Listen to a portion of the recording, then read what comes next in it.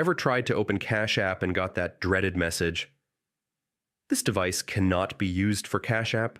Don't worry, you're not alone. In this video, I'll walk you through a simple step-by-step fix so you can get back to sending and receiving money in just a few minutes.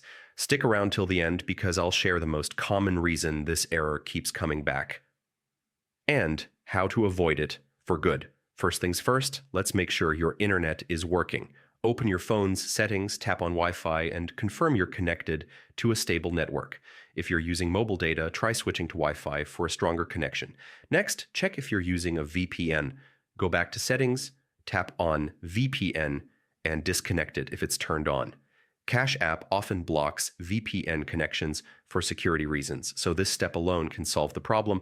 Now, let's make sure your phone software is up to date. Go to Settings, General Software Update.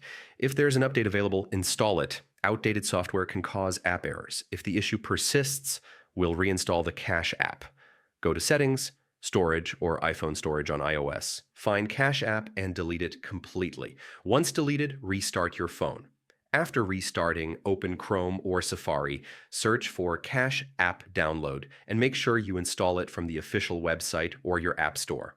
Open it up, sign in, and you should be good to go. Here's the golden tip. This error usually happens because of corrupted app data or using VPNs. If it happens again in the future, just repeat this process and avoid using VPNs when you're logging into Cash App.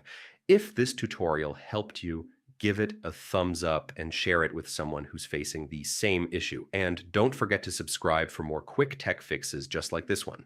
Thanks for watching, and I'll see you in the next video.